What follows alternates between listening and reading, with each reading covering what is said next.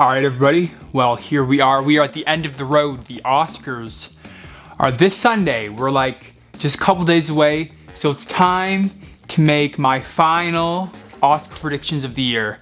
Now, this channel, by the way, welcome to the channel.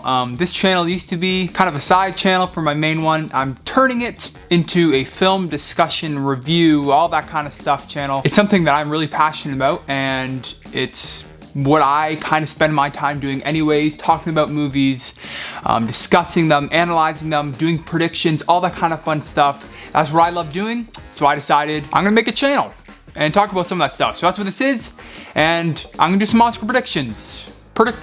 Predictions. Now, okay, if you guys follow the Oscars, you know that this year is kind of a predictable year, at this point at least.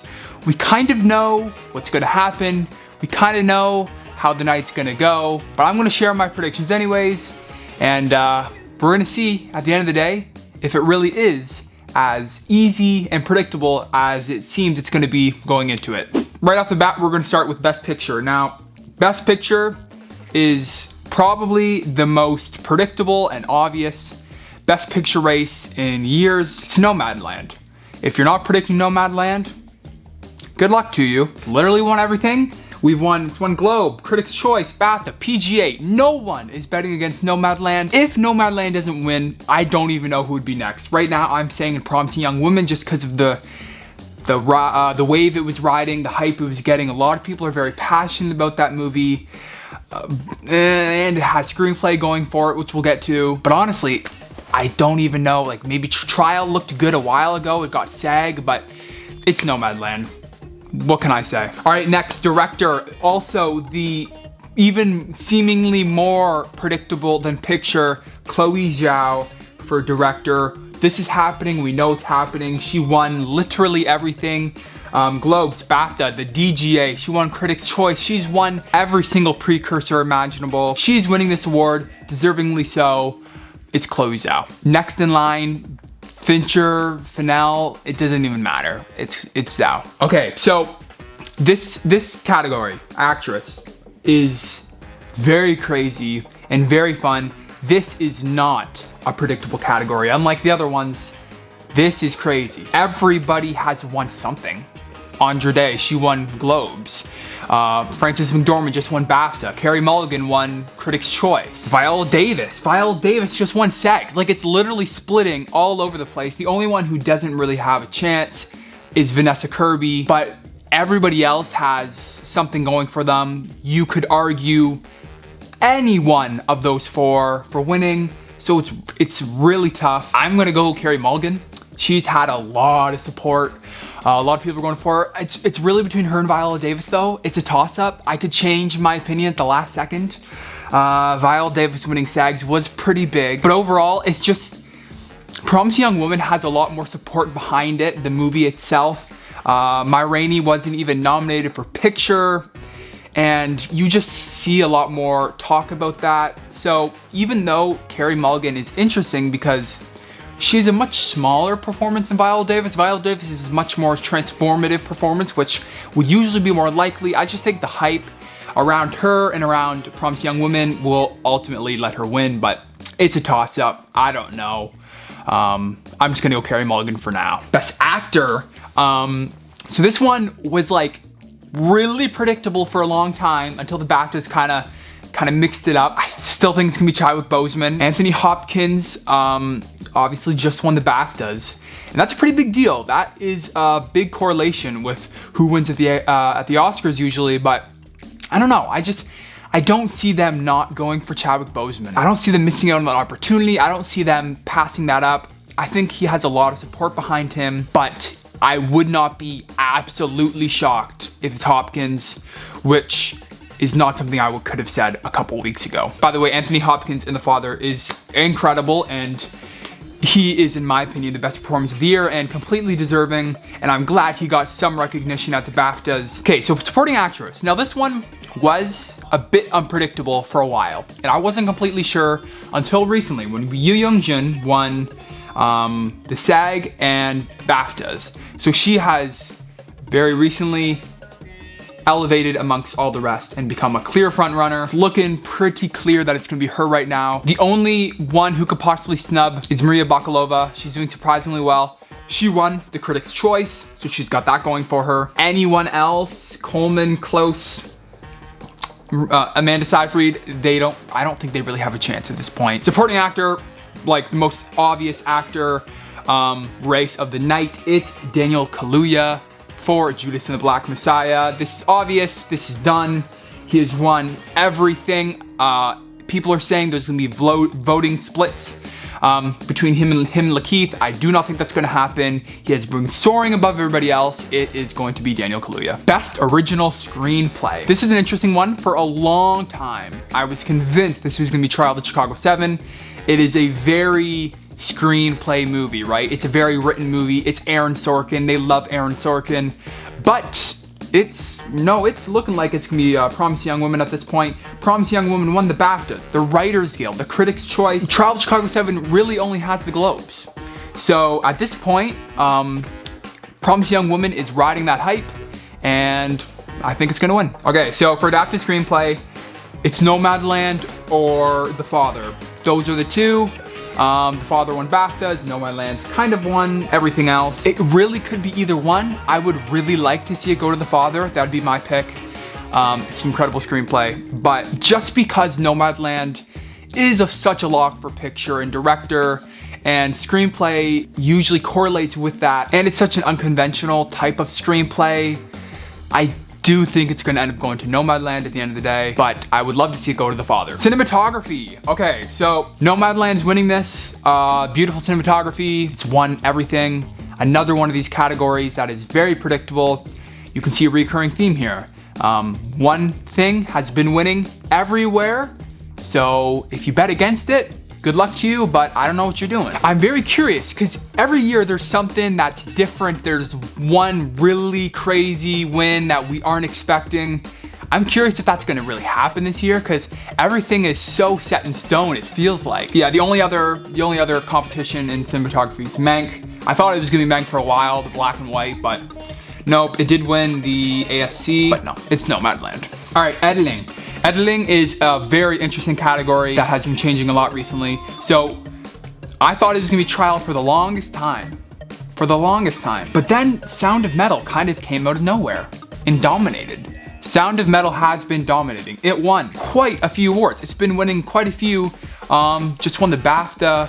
So that kind of switched things up. And it's interesting because Sound of Metal isn't usually, I wouldn't think of it as being a very editing heavy movie and one that would be a clear front runner, but I guess it has to do with the editing of the sounds of his head when he's hearing things, the different sound mixing, the editing of the sound mixing kind of. So it's kind of like a sound mixing kind of editing, which is interesting. But I do think it's gonna be Trial for a couple of reasons. One, Trial just won the ACE. It also tied for Critics' Choice with Sound of Metal, which kind of shows you how close it is. I do think it's gonna be Trial though, because the Oscars always kind of go for those very showy editing movies. So whether it be, you look in the past couple years, you got Bohemian Rhapsody, you got Ford v Ferrari. Those are choppy movies. Those are fast moving movies, right? Trial fits into that. It's a very editing heavy movie. It moves around a lot. You feel that movement, and Oscars, lots of editing sometimes correlates with the editing win. And I think that's gonna go with this one. It's so close, it could go either way, but I think it'll be Trial. Okay, score, Soul, let's go. I really wanna see Soul win this. It's been winning everywhere. It better win this. If it doesn't win this, I'll be mad. It's the best score of the year by far. I love this score. Mank is the follow-up, Mank and Minari. So it's really Trent Reznor and Atticus Ross are winning this. Production design. Okay, so this is Mank. It's the nice old Hollywood recreation, just like Once Upon a Time in Hollywood. The Oscars love that. They're gonna give it to Mank, and it's been winning everything. Okay, costume design and makeup and hair. I'm just gonna do them together. They're both Ma Rainey. Ma Rainey has been dominating the awards in all of them. Ma Rainey just won Costumes Guild for costume. It won Makeup Guild for makeup. It's been winning other things. Pinocchio has been challenging a little bit. Sound of Metal is winning sound. Another one of the most obvious and predictable awards of the night. It's in the title. It's gonna go to Sound of Metal. I'd be really surprised if it does not. Our best original song. I think it's between Speak Now and IOC, I'm definitely pronouncing that wrong. Is that right? I don't know. IOC has won the Globes, and there's a big push because Diane Warren is kind of overdue and has been nominated so many times and never won. But Speak Now is a lot more prominent in the film. It's Leslie Odom Jr. singing, and he has been nominated. It really ties into the film and has a lot more relevance, I feel. I think it's just a better song too. So I think it's gonna go to Speak Now. This is one of those I think is very easily swapped between the two. Visual effects. Okay, so Tenet and The Midnight Sky have both won a couple. The Midnight Sky won the Visual Effects Society, which is important, but Tenet won the BAFTA, the Critics' Choice. And overall, I don't know, I see them giving it to Tenet over The Midnight Sky. The visual effects are kind of more smartly used in Tenet and are used in a unique way that kind of is ingrained in the story itself. Yeah, Tenet should have been nominated for score, man, I'm telling you. Animated feature, another one of the most obvious and clear categories of the night. This is going to Soul. Deservingly so. It was my favorite film from last year. It's won everything. All the precursors, it won BAFTA, PGA, Golden Globes, Critics' Choice, just won the Annies. Wolfwalkers has kinda died out, and that never really became a thing. Which, I love Wolfwalkers, but Soul is my favorite movie of last year, so I'm very glad to see it win. Documentary feature. It's looking like it's gonna be My Octopus Teacher at this point. My Octopus Teacher just won the BAFTA, just won the PGA. It seems like the crowd favorite right now. Others that have a chance, I guess Crip Camp has a chance. There's quite a few people who like Time, but I don't really see that doing very well at this point. Haven't seen any of them, I'll be real. So I don't really have an opinion. I'm just kind of going on the consensus of what I hear around me. Same with these next two, live action short and animated short. Haven't seen many of these. I've seen a couple of the animated short. One I saw, If Anything Happens, I Love You. That is what I'm thinking is gonna win animated short. It's a lot more impactful, has a deep message. A lot of people are connecting with it. Burrow has a chance because it's Pixar and it's a very cute short that a lot of people might like. But I do think it's gonna be If Anything Happens, I Love You. Live action short, I have not seen any of these shorts. I've heard they're great, but it's seeming like it's gonna be Two Distant Strangers. Probably could go to, I think the next runner-up would be The Letter Room, maybe Oscar Isaac in that one. Again, I haven't seen them, so I don't have a big opinion on them. I'm just going on consensus. Documentary short, another one that I have not seen any of, but right now I'm playing it safe and I'm gonna go with A Concerto is a Conversation. International feature, it's Another Round. Another Round just won BAFTA's over Minari. Which was crazy, and it's nominated for director. And if you're nominated for director, you're winning. So it's gonna be Another Round for international feature. All right, guys, so that is it for the predictions. That is all the categories. I'm excited for Oscar Sunday. I'm kind of excited for the season to be over. It's felt like a very long and extended Oscar season. So I'm excited to see what happens, if there's any upsets, who wins, who's gonna bring it home, if it's gonna be as predictable as it seems like it's gonna be. I will be recording my live reactions to the Oscars this Sunday and posting a live, it's not gonna be live, but I'll be posting my reactions to the winners. Yeah, and right after the Oscars, I'm gonna jump right into it. And next week, I'm gonna be doing a super, extremely early 2022 Oscars predictions. I know it's crazy, they're so far away, but I'm really excited for this year. I'm really excited to start talking about a new batch of movies. There's a great lineup this year. A lot of movies were pushed to this year because of COVID, obviously. So we got a fun lineup this year. I'm really excited to talk about it. So that'll be coming soon. Also, be on the lookout for movie reviews, movie news, talks, trailer reactions, all that kind of fun stuff. If you are interested in that kind of thing, make sure you subscribe. Hit the bell notification icon. I'm really excited to be launching this channel, and I hope that I'll be able to interact with some of you out there who are just as passionate about movies as I am. So make sure to leave a comment. Let's have a discussion. What do you think about these Oscar predictions? Do you agree with me? And also follow me on Twitter and Letterboxd. If there are any film fans out there, you might know about Letterboxd. I'm very active over there. All right, guys, I will see you on Oscar Sunday, where Nomadland wins everything. All right, see ya.